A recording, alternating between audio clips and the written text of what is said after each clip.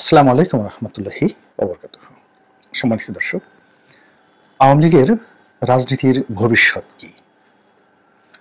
এই দলটি কি আদৌ টিকে থাকবে, নাকি ভারতের মদদে তারা আবার নতুন করে বাংলাদেশে ফিরে আসবে এবং ফিরে এসে অতীতে যা কিছু করেছিল সেগুলোকে আরো বহু বহু গুণ শক্তিমত্তা নিয়ে, কৌশল নিয়ে এবং প্রতিশোধ স্পৃহা নিয়ে তারা প্রতিপক্ষের উপর ঝাঁপিয়ে পড়বে, নাকি অতীতে যে সকল আওয়ামী লীগের নেতা এবং কর্মী খুন, ধর্ষণ, রাহাজানি, সামাজিক অপরাধ, আন্তর্জাতিক অপরাধ, মাদক চোরাচালান, অর্থ পাচার থেকে শুরু করে বিভিন্ন রাজনৈতিক গুন্ডামি, বদমায়েশি এবং অনৈতিক কর্মকাণ্ডে জড়িত ছিল, তাদের যে অংশটি পালিয়ে গিয়েছেন, যে অংশটি দেশের মধ্যে পালিয়ে রয়েছেন অথবা দেশের বাইরে রয়েছেন, আর যারা ইতিমধ্যেই ধরা পড়েছেন, তাদেরকে কি খুব দ্রুত বিচারের আওতায় এনে সবাইকে সাজা দেওয়া হবে এবং সেটা 6 মাস থেকে 1 বছরের মধ্যে যে দ্রুত বিচার ট্রাইব্যুনাল রয়েছে সেটি, অথবা আইসিটি যেটা ইন্টারন্যাশনাল ক্রাইম ট্রাইব্যুনাল রয়েছে সেটি, অথবা একেবারে আলাদা একটা অর্ডিন্যান্স করে খুব তড়িঘড়ি করে সামরিক আদালতের মতো করে জাস্ট 90 ডেজ বা 45 ডেজ এর মধ্যে বিচার কার্য তড়িঘড়ি করে সমাধান করে আওয়ামী লীগের একেবারে প্রথম সারির এরকম কয়েক হাজার নেতাকর্মীকে ফাঁসিতে ঝুলানোর ব্যবস্থা করা হবে কিনা, এগুলো নিয়ে কিন্তু আলোচনা হচ্ছে। তার সঙ্গে সঙ্গে যে আলোচনাটা হচ্ছে সেটি হলো আওয়ামী লীগ যে কোনো ফর্মে রিভাইভ করবে কিনা। অর্থাৎ এখানে একটা বিষয় কিন্তু প্রকৃতি খেলে বারবার, অর্থাৎ আপনি আপনার প্রতিপক্ষের সঙ্গে যে আচরণ করেন এবং আপনার সর্বোত্তম সময় যেটি যায়, অর্থাৎ আপনি ক্ষমতা, অর্থ, বিত্ত, প্রভাব, প্রতিপত্তি, রূপ, যৌবন, অর্থাৎ জীবনের সব ক্ষেত্রে যখন সফলতার স্বর্ণ শিখর আপনার করায়ত্তে থাকে, তখন আপনার ব্যবহারগুলো প্রকৃতি লিখে রাখে। ইফ ইউ আর গুড, তখন আপনার জন্য একটা নিদারুণ ভালো পরিণতি অপেক্ষা করে দুনিয়া এবং আখিরাতে।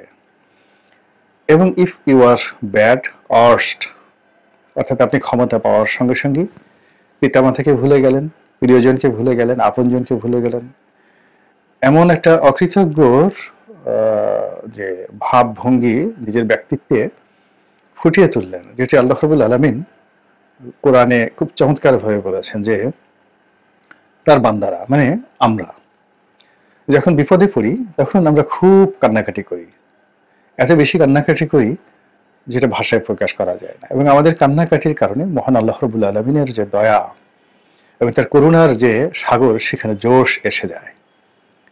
তিনি জানেন আমরা কি করব, তারপরও তিনি আমাদেরকে ক্ষমা করে দেন, শুধুমাত্র এই পৃথিবীতে দৃষ্টান্ত স্থাপন করার জন্য। তো সেক্ষেত্রে যখন মানুষ বিপদ মুক্ত হয়ে পড়ে, সে গা ঝাড়া দিয়ে উঠে এমন তাণ্ডব শুরু করে, এমন একটা ভাব ভঙ্গি দেখায়, অবস্থা দৃষ্টি মনে হয় কোনো কালে তাদের যে বিপদ ছিল, বিপত্তি ছিল এবং তারা যে অঝরে চোখের পানি ফেলেছে, এইরকম কথা তারা স্মরণই করতে চায় না, তারা ভাবভঙ্গি প্রকাশ করতে চায় না, মনে হয় যেন আজীবন তারা এমন ছিল। এ কথা স্বয়ং আল্লাহ রাব্বুল আলামিনের আমাদের সম্পর্কে দুর্ভাগ্য। যা বলছিলাম, তো আমাদের এই বাংলাদেশের রাজনীতিতে এখন আওয়ামী লীগ খুবই দুর্ভাগ্য অবস্থায় আছে এবং তারা হয়তো যার যার অবস্থানে থেকে চিন্তা করছেন আবার সুযোগ পেলে ভালো কিছু করবেন, কেউ চিন্তা করছেন আবার সুযোগ পেলে দেখিয়ে দেবেন এটা করবেন ওটা করবেন, যার যার মতো করে আল্লাহ রাব্বুল আলামিনের সঙ্গে তাদের একটা যোগাযোগ হয়ে যাবে, এটা প্রকৃতির একটা বিধান।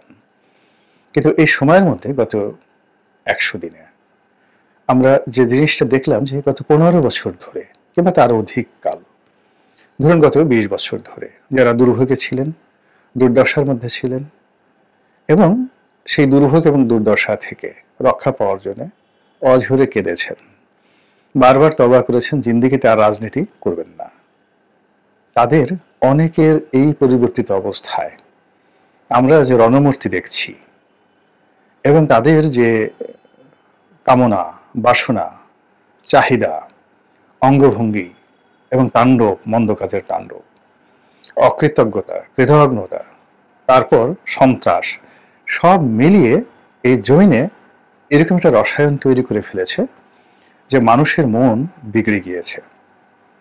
আমজনতা আবার আল্লাহ রাব্বুল আলামিনের কাছে নতুন করে প্রার্থনা করা শুরু করে দিয়েছে এবং আগামী দিনগুলো কেমন যাবে এটা নিয়ে অনেকেই আতঙ্কিত হয়ে পড়েছে এবং তারই প্রেক্ষিতে প্রকৃতিতে যা হয়, নতুন করে আবার একটা শূন্যতা তৈরি হয়েছে, রাজনীতির শূন্যতা। এবং সেই শূন্যতা পূর্ণ করার জন্য বিভিন্ন অ্যাঙ্গেল থেকে বিভিন্ন রাজনৈতিক, বিভিন্ন অরাজনৈতিক প্রতিষ্ঠান, সংঘ, সংগঠন, দেশি এবং বিদেশি শক্তি এবং একই সঙ্গে চক্র, তারা চেষ্টা করছেন। ভারত চেষ্টা করছেন নানাভাবে। আমাদের সীমান্তগুলোতে যা হচ্ছে, এরকম বিশ্রী ঘটনা স্বাধীনতার পরে কখনো ঘটেনি, 47-এর পরে কখনো ঘটেনি। আবার পাকিস্তান এই মুহূর্তে যা করছে, আমেরিকা এই মুহূর্তে যা করছে, এবং অলানে ছাড়েন যখন ইংল্যান্ড, তারাও যা কিছু করছেন এবং বলছেন তা আমাদের অতীতের সকল হিসাবকে এলোমেলো করে দিচ্ছে। এই যে এত লম্বা ভূমিকা টানলাম, এর কারণ হলো এখনো যে বিষয়গুলো আমাদের কাছে মনে হচ্ছে যেগুলো অসম্ভব, আওয়ামী লীগের ফিরে আসা সম্ভব নয়, কিন্তু প্রকৃতিতে এমন অবস্থা তৈরি হয় যে গতকাল যাকে হত্যা করার জন্য আপনি ঘুষছেন বা মেরে ফেলার জন্য আপনি দৃঢ় প্রতিজ্ঞ ছিলেন, আজকে তার জীবন রক্ষা করার জন্য আপনি আপনার নিজের জীবনটি দিয়ে দিলেন। এরকম পরিস্থিতির ঘটনা হয়ে যায়। তো সেক্ষেত্রে আওয়ামী লীগের একটি পরিশুদ্ধ রূপ, অর্থাৎ আওয়ামী লীগ পরিশুদ্ধ হয়ে আসবে, নিজেরা সংগঠিত হবে এবং এদেশের রাজনৈতিক অঙ্গনে দীর্ঘমেয়াদে তারা অতীতের ভুল ভ্রান্তি থেকে বের হয়ে এসে একটা নতুন পরিশুদ্ধ আওয়ামী লীগ গঠন করবে। এরকম স্বপ্ন অনেকে দেখেন, যেটা বাংলাদেশে একেবারেই অসম্ভব। আমাদের এই দেশে রাজনীতিতে কেউ সরি বলে না, জামাত বলে না, বিএনপি বলে না, জাতীয় পার্টি বলে না, কেউ বলে না। কাজে আওয়ামী লীগ অতীতে বলেনি, এখনো বলছে না এবং আগামী দিনেও বলবে না। ফলে কি হবে, আওয়ামী লীগ যদি ফিরে আসে তাহলে আওয়ামী লীগের শ্রেণী চরিত্র নিয়েই ফিরে আসবে এবং এটাই আমাদের দেশের ইতিহাস, এটাই আমাদের দেশের সংস্কৃতি। তো সেই ক্ষেত্রে আওয়ামী লীগের প্রস্তুতি চলছে। কি প্রস্তুতি চলছে? আপনি আওয়ামী লীগের যে নেতা, তাদের অনেকের দেশে এবং দেশের বাইরের মুভমেন্ট দেখলে কিন্তু আপনি বুঝতে পারবেন। তারা এই মুহূর্তে ভারতকে দিয়ে এমন কিছু ঘটাচ্ছে, এই মুহূর্তে বাংলাদেশের মধ্যে এমন কিছু ঘটছে, এবং এর সঙ্গে যে আওয়ামী লীগের যোগ সাজস নেই তা কিন্তু বলা যাচ্ছে না। তার সঙ্গে সঙ্গে বর্তমান সরকারের যে ভুল এবং ভ্রান্তি এবং তাদের নানা কর্মকাণ্ডে ব্যবসায়ী সমাজের মধ্যে যে বিরূপ প্রতিক্রিয়া তৈরি হয়েছে, বড় বড় কর্পোরেট হাউসগুলো দরকার হলে তারা তাদের সর্বস্ব বিক্রি করে অতীতের সেই যে সোনালী দিন যখন তারা গণভবনে যেতেন, প্রধানমন্ত্রীকে তোষণ করতেন, সেই সুদিন ফিরিয়ে আনার জন্য এখন তারা যে অবস্থার মধ্যে পড়েছে, তারা দরকার হলে আত্মাহুতি দিতেও প্রস্তুত।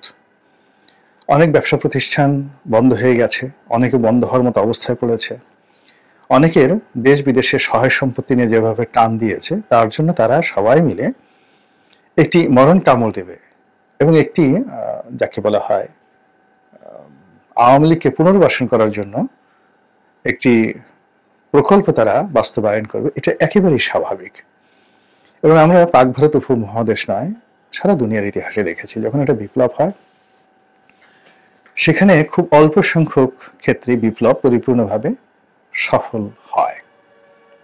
পৃথিবীতে যে কটি বিপ্লব একেবারে খুব পূর্ণমাত্রায় সফল হয়েছে, সেই বিপ্লবের মধ্যে কিউবার বিপ্লব এবং এই যে বর্তমানে সৌদি আরব যারা চালাচ্ছেন ইবনে সৌদ পরিবার, তাদের সেই ওয়াহাবি বিপ্লব, এই দুটো বিপ্লব পরিপূর্ণভাবে আজ পর্যন্ত সফল হয়ে টিকে আছে। এর বাইরে অন্য যে বিপ্লবগুলো হয়েছে, এর 99% বিপ্লবই প্রতি বিপ্লব দ্বারা প্রতিহত হয়েছে, ভ্যানিশ হয়ে গেছে এবং বেশিরভাগ ক্ষেত্রে সাবেক রেজিম, মানে যাদের বিরুদ্ধে বিপ্লব হয়েছিল, তারা আবার প্রকারান্তে ফিরে এসেছে। তা আওয়ামী লীগ এই বিষয়গুলো তারা বাংলাদেশে এখন যারা আওয়ামী লীগকে ভয় দেখাচ্ছেন তাদের সাথে 1000 গুণ বেশি বোঝেন, জানেন এবং তাদের সেই 1954 থেকে 1954 সন থেকে আজ অবধি বিরূপ পরিস্থিতি মোকাবেলা করার অভিজ্ঞতা আছে, বিরূপ পরিস্থিতিতে টিকে থাকার জেনেটিক জিনগত যে বৈশিষ্ট্য, এটি আওয়ামী লীগের রক্ত, মাংস, অস্থি, মজ্জা এবং মস্তিষ্ক একেবারে পাকাপোক্ত হয়ে গেছে। কাজেই এই যে বর্তমান যে সমস্যাগুলো আমরা দেখছি, আওয়ামী লীগের লোকজন কিন্তু এই সময়ের মধ্যে সবকিছু তারা সামলে নিয়েছে। 99% আওয়ামী লীগের যারা লোকজন তারা এখনো বাংলাদেশে আছেন। বোঝার চেষ্টা করুন, 99% বেশি আওয়ামী লীগের যারা লোকজন এখন বাংলাদেশে আছেন, শুধু আছেন না, যার যার অবস্থানে গ্রামে গঞ্জে ব্যবসা বাণিজ্যে সব জায়গাতে একেবারে বহাল তবিয়তে আছেন। তাহলে যদি 35% লোক আওয়ামী লীগ করে, তার 1% আওয়ামী লীগকে আমরা যদি ধরি, 99% আওয়ামী লীগ যার যার অবস্থানে আছে, আর 1% আওয়ামী লীগ বাস্তুচ্যুত হয়েছে, এক গ্রাম থেকে অন্য গ্রামে, এক শহর থেকে অন্য শহরে, এক জেলা থেকে অন্য জেলায়, অথবা বাংলাদেশ থেকে অনেকে পালিয়ে গেছেন। অনলি 1%। আবার এই 1%-এর মধ্যে যদি আপনি এটাকে 100 করেন, তাহলে দেখবেন যে 99 জন লোক বাংলাদেশের মধ্যেই আছেন, আর একজন মাত্র লোক সীমান্ত পাড়ি দিয়ে ভারতে, লন্ডনে, আমেরিকাতে গিয়েছেন, খুব অল্প।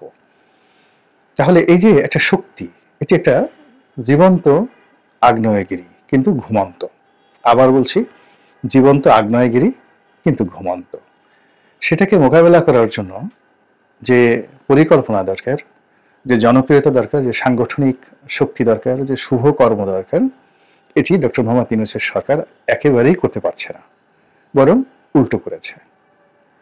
এর ফলে কি হলো, প্রশাসনের মধ্যেই আওয়ামী লীগের ভূত চেপে বসেছে এবং আওয়ামী লীগ সেই জিনিসগুলোকে তারা বিভিন্নভাবে বাজানোর চেষ্টা করেছে। কখনো সুজিব ওয়াজদের জয়ের মুখ দিয়ে এক ধরনের কথা আসছে, কখনো শেখ হাসিনার একটা কল রেকর্ড ফাঁস হচ্ছে, কখনো বঙ্গবীর কাদের সিদ্দিকী একটা কথা বলছেন, কখনো সেই জনাব সোহেল তাজ শেখ হাসিনাকে গালাগাল দিচ্ছেন।